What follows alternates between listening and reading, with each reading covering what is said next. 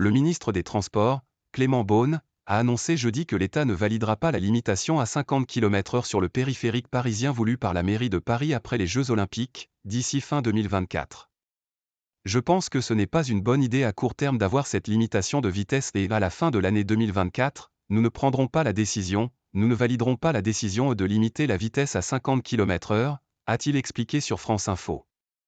La mairie de Paris a expliqué fin novembre sa volonté de limiter la vitesse sur le périphérique à 50 km/h après les Jeux Olympiques de l'été 2024, en plus de réserver une des voies au covoiturage, une révolution censée protéger l'environnement mais qui suscite, depuis, une vive polémique politique.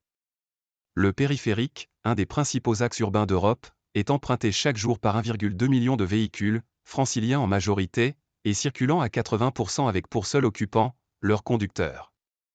Cette nouvelle limitation de vitesse vise à fluidifier le trafic sur cet axe très embouteillé, en encourageant les franciliens à éviter les autosolismes et à emprunter les transports en commun.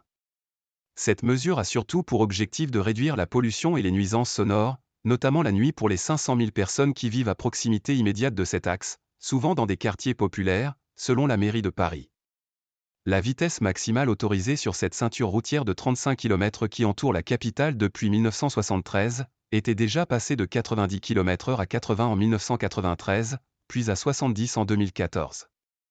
Depuis 2021, la vitesse a par ailleurs été limitée à 30 km/h dans la plupart des rues de la capitale.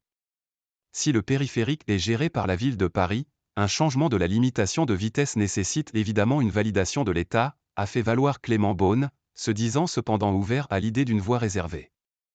Je pense que la voie réservée, c'est une bonne chose, a-t-il noté. Mais si, en même temps, la limite de vitesse passe à 50 km/h, je pense que là, vous allez rendre les gens fous, a-t-il poursuivi. Les élus de la majorité de gauche de la maire de Paris, Anne Hidalgo, n'ont pas tardé à réagir. Plus de 500 000 personnes vivent aux abords du périphérique et en subissent les pollutions tous les jours, a fait valoir le premier adjoint, PS, Emmanuel Grégoire dans une réaction envoyée à l'AFP. Comme la voie dédiée au covoiturage, autre projet de la mairie pour le périphérique, la réduction de la vitesse permettrait à ses habitants de bénéficier d'un air plus respirable et de pouvoir enfin dormir plus sereinement en réduisant les nuisances sonores, a ajouté M. Grégoire.